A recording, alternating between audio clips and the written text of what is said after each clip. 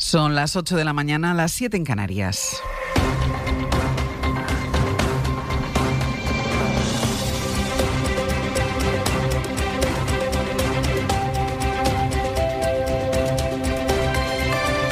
En la cadena SER, Hoy por Hoy, con Ángeles Barceló. Hola, muy buenos días. 2 trabajadores de la embajada israelí en Washington han sido asesinados a tiros esta madrugada en plena calle, en la capital de los Estados Unidos, a la salida de un evento de jóvenes diplomáticos organizado en el Museo Judío de la ciudad. Ha ocurrido en pleno centro, a pocos pasos, por ejemplo, de la sede del FBI o del Capitolio. Acaban de trascender las imágenes de cómo la policía ha detenido al autor de los disparos.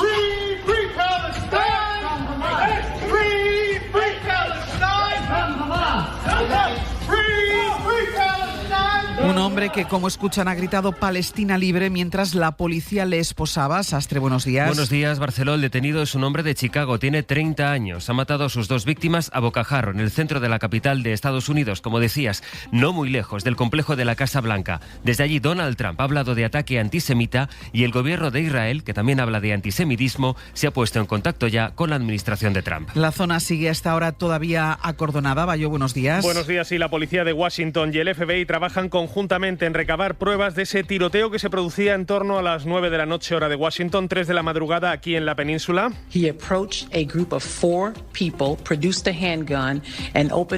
Según ha explicado la jefa de la Policía Metropolitana, el atacante se ha acercado a un grupo de varias personas en las inmediaciones del Museo Judío de la capital. Ha sacado un arma y ha abierto fuego contra 2 de esas personas, 2 trabajadores de la embajada israelí en Washington que salían de un evento para jóvenes diplomáticos. Ambos han muerto prácticamente en el acto. Según varios testigos, el hombre ha entrado después en el museo y ha tratado de confundirse con el resto de los asistentes antes de ser arrestado. The suspect chanted, "Free, free Palestine". El sospechoso gritaba, como hemos escuchado anteriormente, "Free, free, free Palestine", libertad para Palestina, mientras era llevado esposado por los agentes. La investigación continúa para tratar de determinar la naturaleza de este ataque, aunque Donald Trump y el gobierno israelí hablan ya de un acto antisemita.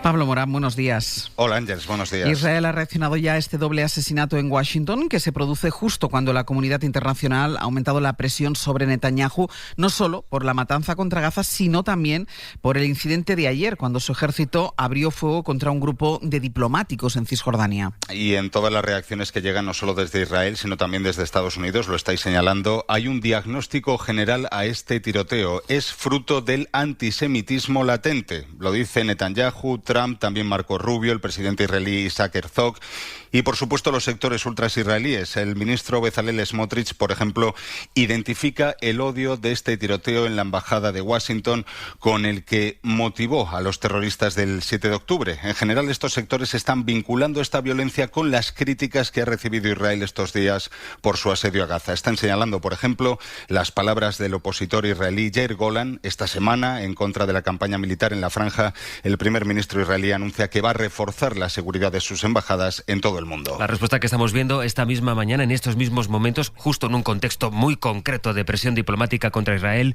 por ejemplo, ese incidente de ayer en Cisjordania. Israel ha pedido perdón por los inconvenientes, así es como lo llama, pide perdón por las molestias, por los inconvenientes, no en Gaza, donde ha matado ya más de 50.000 palestinos, sino por el incidente de ayer en Cisjordania, en el que su ejército disparó contra una comitiva de más de 20 diplomáticos de varios países. Por ese incidente ha protestado la ONU, ha protestado Europa, que esta semana ya había empezado a plantearse si conviene romper su acuerdo de asociación con Israel, y Exteriores ha llamado al responsable de negocios israelí en España, Pablo, para trasladarle su queja. Sí, Israel retiró hace tiempo al embajador, por eso se convoca al responsable de negocios para trasladar esa queja formal de España por este grave incidente. El ejército israelí se escuda en que la comitiva diplomática se salió de la ruta prefijada en su visita a la castigada localidad de Jenin. Por eso, dicen, abrieron fuego los soldados. La respuesta de los países implicados ha sido unánime y contundente. Inaceptable, decía Kaja Kallas, que reclama a Israel una investigación independiente y transparente sobre lo ocurrido. No suele ser lo habitual en el caso de Israel, que sigue dificultando la llegada de ayuda humanitaria a Gaza y mantiene el asedio militar. Netanyahu anoche desafiaba a todos. La guerra terminará cuando Israel controle Gaza y Europa, dice, no les influirá. Pablo, seguimos en el abierto. Hasta entonces. Hasta luego. Esta madrugada Naciones Unidas ha confirmado que Israel ha permitido que 90 camiones con ayuda humanitaria empiecen a llegar a los gazatíes. El genocidio es una definición jurídica que en su día el tribunal determinará, pero yo no tengo ninguna duda de que hay una intención genocida. Anoche estuvo Josep Borrell en Hora 25. Porque hará falta que la Comisión proponga. ¿Y proponer qué? Pues lo mismo que hemos propuesto con Rusia por invadir a Ucrania, ¿no? Sanciones. Limitaciones en los intercambios comerciales, limitaciones en los visados. Si Europa quisiera, tiene mucha capacidad de influir sobre Israel. Piense que la mitad de las bombas que caen sobre Gaza son bombas fabricadas en Europa. Sobre la venta de armas, el Congreso ha aprobado esta semana una proposición de ley para suspender la compra de todo material militar a Israel, aunque en el PSOE admiten lo complicado de llevar a la práctica ese embargo. Por eso los socios de izquierda están presionando al PSOE para que el veto se haga efectivo. Entre tanto, Marlaska hubo un error, un defecto. Evidentemente trató ayer de dar por zanjado el contrato para la compra de balas de Israel, que el gobierno decidió anular en cuanto lo contamos aquí en la SER. Claro, la pregunta ahora es qué pasa con ese embargo que ha aprobado el Parlamento. Ana Fernández Vila, buenos días. Buenos días. Sí, los socios redoblan la presión sobre el gobierno ante el riesgo de que la reforma se quede en papel mojado. El PSOE se afana en defender la importancia política del paso que se ha dado, pero en privado admiten que hacer realidad un embargo total de material militar a Israel es complicado, y desde Defensa avisan incluso de que tampoco se puede engañar a la gente porque hay tecnología israelí, dicen, que no se puede dejar de usar.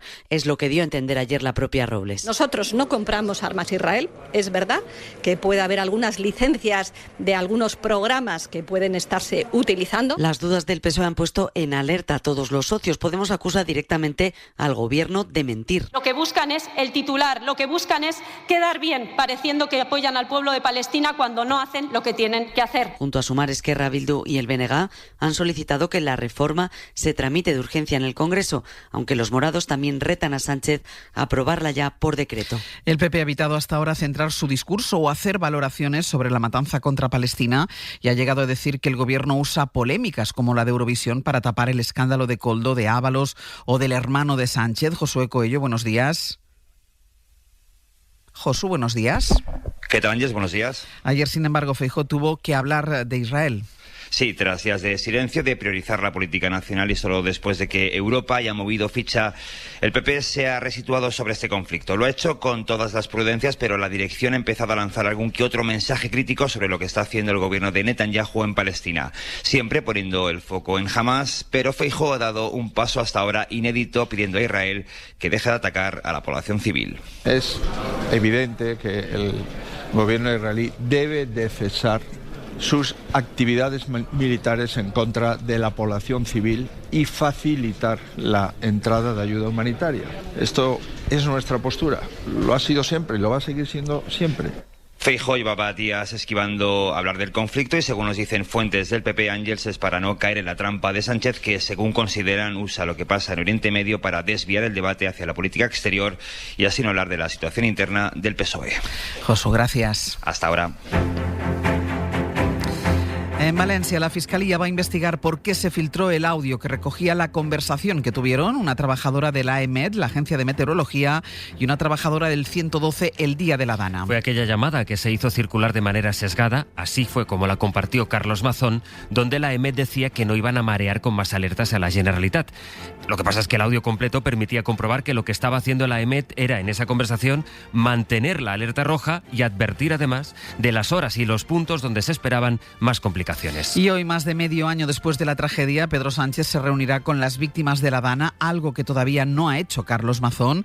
Radio Valencia, Natalens, buen día. Buen día. Pedro Sánchez se reúne con representantes de las 3 asociaciones de damnificados por la Dana del pasado 29 de octubre en la sede de la delegación del Gobierno. Un encuentro que se produce 9 días después de que fueran recibidas en Bruselas por Ursula von der Leyen, la presidenta de la Comisión Europea, otras autoridades y eurodiputados como el popular valenciano Esteban González Pons, que les pidió perdón a título personal, por si no se estuvo a la altura. Carlos Mazón, el presidente, sigue sin reunirse con las asociaciones de víctimas, pero él argumenta que sí lo ha hecho y que lo sigue haciendo con todas las que lo solicitan. Pero muchas veces, dice, lo hace en privado porque, según él, son las propias víctimas las que no quieren que se sepa. Afirma que todas siguen teniendo abiertas las puertas de su despacho. Cuenta hoy La Vanguardia en su portada que una campaña prorrusa difundió bulos para crear confusión durante la Dana. Cita un informe del Consejo de Seguridad Nacional que advierte de que se propulsaron mensajes para hacer creer, por ejemplo, que el gobierno ayudaba más a Ucrania que a Valencia. Este documento dice que las elecciones y las catástrofes, por ejemplo, la Dana,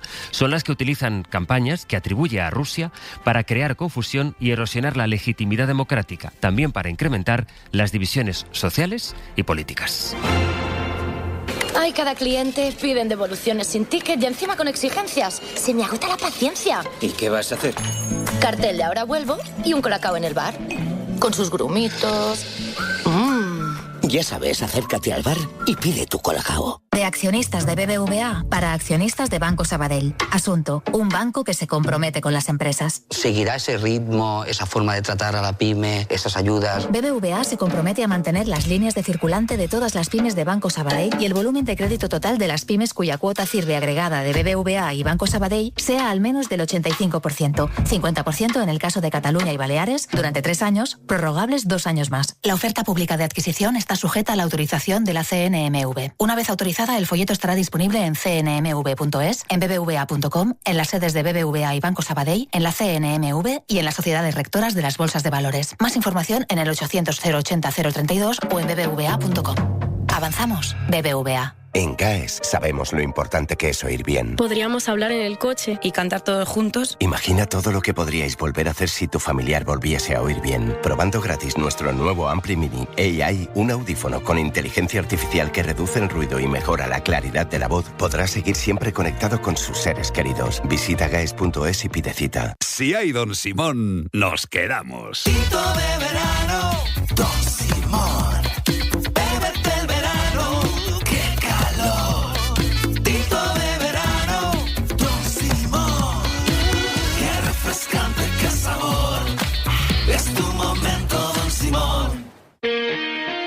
En la cadena SER, Hoy por Hoy, con Ángeles Barceló. La policía sigue investigando el asesinato ayer en Madrid de un abogado ucraniano vinculado con el expresidente prorruso Víktor Yanukovych, aunque la prensa rusa habla de ejecución política. Andriy Pornov tenía 52 años. Recibió 4 disparos después de haber dejado a sus hijas en el colegio americano de Pozuelo, uno de los municipios con más renta de la capital, de Madrid y del país en conjunto, de España. Fue acusado de traición por Ucrania y se había exiliado en Rusia. El asesinato lo recogen hoy varios de los principales medios de la prensa internacional. Radio Madrid, Alfonso Gea. La policía analiza los casquillos de bala y las cámaras de seguridad de la zona de la localidad madrileña de Pozuelo de Alarcón para buscar pruebas que dirijan la investigación hacia los autores. El crimen ha sido una ejecución en toda regla por la forma empleada. Un primer disparo a la cabeza, otros más, hasta 4, en el tórax, e incluso el autor ha tenido la sangre fría de acercarse al cuerpo para confirmar la muerte. Después ha escapado a la carrera hacia la madrileña Casa de Campo, donde otra persona le estaba esperando en una motocicleta. Un crimen con planificación y perpetrado cuando la víctima regresaba a su coche tras dejar a sus hijos en ese centro educativo, uno de los más caros de España. Varias madres de alumnos han presenciado el asesinato cuando un varón que cubría su cabeza con la capucha de una sudadera ha esperado a la víctima y ha abierto fuego. Se trata de Andriy Pornov, es jefe de gabinete del último gobierno prorruso en Ucrania. Con permiso de residencia en España, había recalado en nuestro país tras escapar a Rusia y obtener allí la nacionalidad. Todavía en Madrid, el alcalde de la capital y el presidente de AENA se van a reunir esta tarde. Será la primera vez que se vean desde que empezó a hablarse de la situación del aeropuerto de Barajas, donde duermen unas 400 personas. Anoche empezaron los controles para acceder a la terminal. Estas últimas semanas, AENA y el ayuntamiento llevan echándose la responsabilidad unos a otros por lo que sucede allí. Vamos a escuchar al alcalde y a Maurici Lucena, que es el presidente de AENA. Estuvo ayer en la ventana de Madrid. Y le voy a explicar al presidente de AENA que, a pesar de no haber cumplido con sus deberes, este ayuntamiento ha monitorizado ya y ha hecho un seguimiento individualizado de 105 de las 400 personas que hay en ese aeropuerto. Espero que a cambio AENA nos diga qué medidas está adoptando. Ha habido una desatención por parte del ayuntamiento. El censo Es responsabilidad su elaboración de quien tiene las competencias, pero AENA, repito, es una empresa gestora de aeropuertos, no tenemos trabajadores sociales, dicho lo cual, les ayudaremos. El Senado va a denunciar ante la Fiscalía a 2 trabajadores que espiaban a senadores para obtener información que les beneficiara en un proceso de selección laboral. Intentaban obtener datos de las agendas y los correos de los parlamentarios. Guillermo Lerma, buenos días. ¿Qué tal? Buenos días. Se trata de 2 trabajadores del Departamento de Informática que, según denuncia el Senado, han accedido sin autorización y por razones ajenas a su labor profesional a los ordenadores de varios senadores, miembros de la mesa y otros empleados. Desde la presidencia de la Cámara aseguran que estas 2 personas han consultado de manera ilegal agendas, correos electrónicos e incluso documentos personales. Todo con el objetivo, explican estas fuentes, de obtener información que les permitiera lograr una plaza de trabajo fija en una oposición. Por eso, dicen, los dispositivos que más veces se consultaron de manera ilegal fueron los de los senadores Guillermo Fernández Vara o Francisco Manuel Fajardo, ambos participantes en ese proceso de selección. El PSOE, sin embargo, ha pedido que sea la Fiscalía la que investigue lo sucedido para determinar si hay o no un caso de espionaje parlamentario que vincula con la puesta en marcha de varias comisiones de investigación. La mesa de la Cámara ha rescindido ya el contrato de los 2 acusados. ¿Hola? ¿Me has vuelto a subir el precio del seguro? Adiós, yo me voy a la Mutua. Vente a la Mutua con cualquiera de tus seguros. Te bajamos su precio sea cual sea. Llama al 91 555 5555. 91 555 5555. Condiciones en Mutua.es. Búscalo, más vital no más. Lo que es necesidad no más. Y olvídate de la preocupación. Sumérgete en la magia del Disney Music Festival y siente la emoción de las canciones Disney en directo. Reserva durante verano mágico en Halcón Viajes y consigue hasta 150 € en tarjeta regalo Disney para disfrutar durante tu estancia. Solo hasta el 1 de junio. Consulta condiciones. Ven a Disneyland París con Halcón Viajes volando con Iberia. Halcón Viajes. Sabemos de viajeros. Un equipo dispuesto a llegar al fondo del ahorro. Señora lavadora, siempre que puede, lava con agua fría. Claro, para ahorrar. Creado para ayudarte a ahorrar, sea cual sea tu energética. Señora Tele, sabemos que cree que está apagada. Pero espera, ¿y esa lucecita roja? Vuelve el equipo ahorro. Encuentra todos sus consejos en las redes sociales de Naturgy. Buenos días.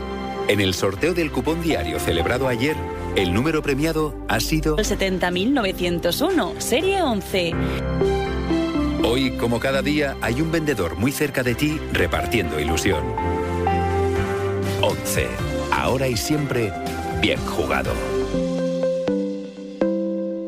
Hoy por hoy, Ángeles Barceló. Donald Trump ha vuelto a protagonizar una encerrona en la Casa Blanca. Esta vez recibía al presidente de Sudáfrica en el despacho Oval. Allí mandó apagar las luces y exhibió una especie de documental que aborda un supuesto genocidio contra blancos en su país. Luego se puso a leer recortes de prensa que lo avalarían. Washington, Sara Canals. Tras la bronca con Zelensky, este ha sido el segundo encuentro más tenso jamás vivido en el despacho Oval. Y esta vez, además, no ha sido una encerrona inesperada, sino orquestada al milímetro por el propio Donald Trump. Empezando por este momento, en el que ha pedido apagar las luces para proyectar un vídeo que alternaba pruebas falsas del supuesto genocidio contra blancos con declaraciones de grupos rebeldes. Acto seguido ha enseñado una serie de artículos impresos en la misma línea.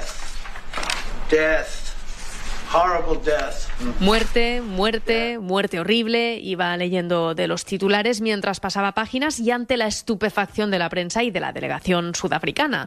Acusaciones que tanto el presidente Cyril Ramaphosa como su ministro de Agricultura, que además es blanco, rechazaban a la que tenían ocasión y sin perder la compostura. Mandela nos enseñó que cuando hay problemas la gente debe sentarse y hablar, dándole a entender que aquel no era el momento ni la forma de abordar esa cuestión en esos minutos previos a su encuentro bilateral. Y aquí en España ha dimitido un alto directivo del Banco de España que fue nombrado por el anterior gobernador y que tenía discrepancias con el nuevo, que es el exministro José Luis Escrivá. Jordi Fábrega. 8 meses después de la llegada de José Luis Escrivá como gobernador del Banco de España, el director general de Economía de la institución, Ángel Gavilán, ha pedido dejar el cargo. No es un cargo más, es el responsable de acompañar al gobernador en las reuniones del Banco Central Europeo y es también el responsable de los informes económicos del Banco de España, entre ellos el informe anual que él mismo presentó el martes. Gavilán fue nombrado por el anterior gobernador, Pablo Hernández de Cos, y según fuentes que conocen el día a día de la institución, había tenido algunas diferencias con el nuevo equipo, que tampoco estaba de acuerdo con el enfoque que Gavilán estaba dando a los estudios del banco. Ahora se ha puesto en marcha un proceso de búsqueda de sustituto y hasta que el Banco de España no lo encuentre, Gavilán seguirá en su puesto. Y en 10 minutos el abierto. Con Mario Laurrea, Elisa de la Nuez y Javier Aroca. 8:20 de la mañana, 7:20 en Canarias.